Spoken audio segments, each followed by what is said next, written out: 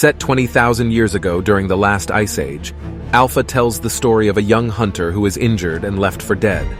A wolf who came to attack him becomes his friend.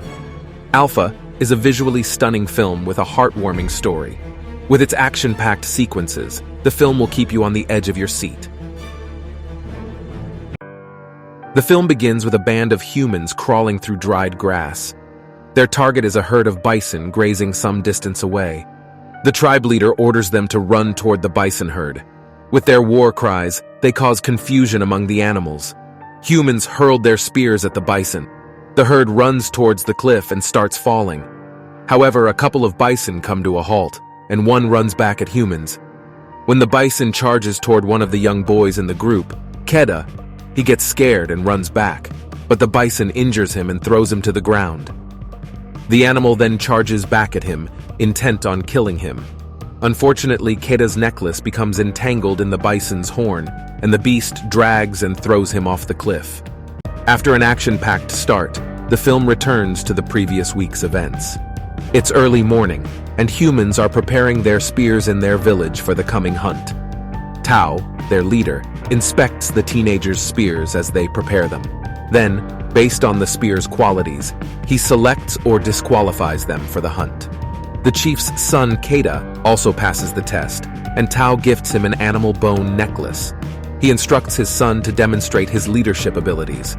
That night, the tribe performs its ritual of initiation for the teenagers who have passed the test and will join the hunter's pack.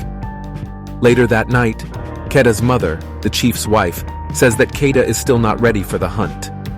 But the chief says that they go hunting the beast once every season. Otherwise, they will die of hunger. His wife expresses fear that Keda might die. He is her only son, and she is concerned for his safety. She says that Keda listens to his heart rather than his spear. The next day, the hunters say their goodbyes and leave their families. Their family members cry because they know that anyone could die on this hunting expedition. During their journey, the hunters spend the night in a cave. The young hunters have their hands inked with star formations to help them navigate at night. Keda's father shows him the star formations and tells him that these are their ancestors, who will always guide them through the night and show them the way home. They can hear a wolf howling in the distance while they are talking. Keda's father informs him that it is Alpha, the wolf pack's leader. Tao tells his son that a leader is not born. One becomes a leader through his strength and leadership abilities. He teaches Keda how to be a courageous and kind leader in difficult times. Unfortunately for them, their campfire attracts a massive cave lion. It suddenly enters their circle and snatches Keda's friend Kappa away. Everyone is stunned and terrified, believing Kappa is gone forever. The following day, the hunters perform their tribe's rituals for Kappa's soul and move ahead to hunt the herd of bison. They arrive at the location where a herd of bison is grazing and where the film starts. Keda is slightly scared as the hunters group moves forward in an attempt to surprise the bison. The film flashback through the heart-stopping opening scenes. The bison shoves Keda off the cliff. Keda falls from the cliff but clings to a ledge. His father, Tao, shouts at him not to look down and not to let go. But the ledge breaks off, and Keda falls to a much lower ledge. Keda is motionless. Tao tries to go down to help him, but other tribe members stop him, claiming that Keda is no longer alive, and they do not want to lose their leader as well. They remind him of his responsibility to his people. The hunters perform a funeral ritual for Keda before returning to their village with the hunt. A vulture sits on Keda's body, thinking he's dead, and tries to eat his flesh. This awakens Keda, who has been unconscious. He is terrified to be in such a perilous situation. He calls out to his father, but no one responds. One of his legs has been broken. He attempts to climb the cliff, but the weather suddenly changes, and torrential rain lashes the landscape. The ravine below has been flooded by a flash flood. Keda falls from the cliff into the ravine's swirling waters. The water breaks his fall. The water has vanished by the next day, and Keda is lying in the mud with a broken leg. He drinks some water to regain his strength and use splinters to bind his broken leg. He goes up the cliff, calling out to his father, and discovers a memorial for him. Keda realizes that the hunters have returned home, leaving him alone. He must travel alone back to his village. The night is falling, and Keda rests in the hollow of a tree. He is terrified when he hears wolves howling nearby. The next morning, a pack of wolves attacks him while he is filling water in his sheepskin. He attempts to climb up the tree, but one of the wolves grabs his leg. Keda pulls out his spear and strikes the wolf. The injured wolf collapses, and the other wolves flee. In the morning, Keda descends from the tree and attempts to kill the injured wolf, but he is overcome by the wolf's plight and cannot bring himself to kill it. Keda picks up the wolf, takes it to the river, and washes its injury. Some hyenas are waiting to kill Keda and the injured wolf, so Keda picks up the wolf and takes it to a cave. Keda gathers water and food and eats first, then provides water and food to the injured wolf. He gains the animal's trust in this way. The wolf now allows Keda to touch and clean its wound. Keda converses with the wolf, and it appears that the wolf understands that Keda will not harm it. However, when the wolf tries to take food from Keda's arm, Keda hits it. He recalls what his father taught him about leadership. He makes sure the wolf understands that Keda is the leader and that the wolf must obey him. So Keda eats first and then feeds the wolf. The wolf realizes what is going on and becomes docile. As time passes, both Keda's and the wolf's wounds begin to heal. They are both sitting in the cave one night, listening to wolves howling in the distance. Keda speaks to the wolf, saying that he understands the wolf is missing its pack. He says that he also misses his parents and his home, and soon the snow will cover the sacred path, leaving him unsure of how he will return home. This scene depicts the development of a mutual bond between Keda and the wolf, who are both away from their families.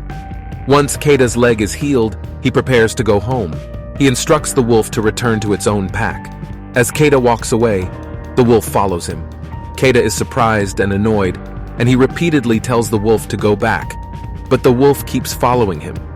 Soon the wolf starts hunting with Keda. Now they have become very good friends, and whenever Keda whistles, the wolf comes to him immediately. In addition, the wolf starts becoming protective of Keda. When he sleeps, the wolf comes and lies down next to him to keep watch over him. Keda informs the wolf that it stinks, and they proceed to bathe in the river. Keda throws the wolf into the river, where they frolic like old friends. The wolf also catches a fish for Keda, and Keda promises to always look after the wolf. He names the wolf Alpha. Soon it is winter. Keda's leg is now fully healed, and he and Alpha are now hunting boars in the snow-covered terrain like a tribe. One night, a pack of wolves surrounds them, but Alpha goes to communicate with them, and they quietly leave. Alpha is sad to see them go, and Keda realizes it was Alpha's old pack. He orders Alpha to return to its family. Alpha happily rejoins the other wolves, leaving Keda alone. Keda continues on his journey, but he is now lonely. More so than in the past, he longs for his family. The weather has also deteriorated. Keda notices some wolves eating in the distance one day and believes Alpha is also present. He runs towards the pack, calling out Alpha's name. But the ice sheet below his feet cracks, and he falls into the freezing water. Alpha comes running over and assists Keda in getting out of the water, saving his life. This is the most moving scene in the film, in which an animal and a human's friendship triumphs over the most terrifying threat, death. Keda and Alpha continue their journey towards Keda's village with the help of star formations. They discover tracks in the snow one day. Keda then notices someone sitting outside a tent in the distance. Keda is relieved to see a person, a human, once more. He runs towards that person, pleading for assistance. When they arrive at that human, they discover that he is frozen to death and that there is nothing to eat in his tent. Keda is frustrated because they have gone without food for several days, and he is now coughing blood. Keda takes the dead man's bow and arrow, and they proceed after thanking him for his help. But a blizzard engulfs them, and a pack of hyenas starts following them. Keda and Alpha flee for their lives and seek refuge in a cave. Alpha is growling as Keda prepares his bow and arrow. However, the hyenas ignore the cave and continue on their way. Keda takes a deep, relaxing breath. He has no idea there is an even greater danger within the cave. A lion appears from the shadows and attacks Keda. Alpha leaps onto the lion in order to protect Keda and begins fighting the beast. Keda kills the lion with his bow and arrow. However, Alpha has been badly injured. Keda is also constantly coughing up blood. They continue walking through the blinding snow blizzard until they come across a stone memorial that resembles the one Keda and the hunters passed earlier on their journey. Keda recognizes it and believes that the sacred path is close by. But he and Alpha are in bad shape right now. Both are losing a lot of blood. Keda has become very weak, and Alpha keeps watch over him while Keda sleeps. Keda sees the northern lights one day and is relieved that he is getting closer to home. He says that his ancestors are guiding him back home. But Alpha has become so frail that it can't stand anymore. Keda vows to care for the wolf, picking it up in his lap and kept walking. Keda is also losing strength, and the situation is dire. He collapses onto the snow with Alpha. Keda wants to sleep, but he remembers what his parents were talking about the night before the hunt. How his parents had a conversation when his mother expressed fear of his death, and his father stated Keda is stronger than she knows. This memory gives Keda new strength. He picks himself and Alpha up and resumes walking, and soon he sees his village in front of him. The villagers are taken aback and shocked as Keda walks among them, Alpha in his lap. Keda's father, the village chief, looks at him in disbelief and wonders how this is possible.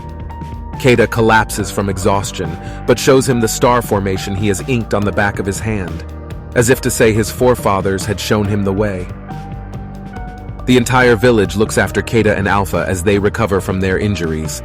Alpha gives birth to a litter of puppies, much to everyone's surprise. According to the village priestess, Keda has brought them home, so they are welcome in their tribe. Keda is overcome with emotions. He crawls over to Alpha and, like the other puppies, places his head on Alpha's belly to express his gratitude. Both of them have tears in their eyes. In the end, human hunters and their wolf companions go hunting together. The narrator says that the journeys we take and who joins us can surprise us.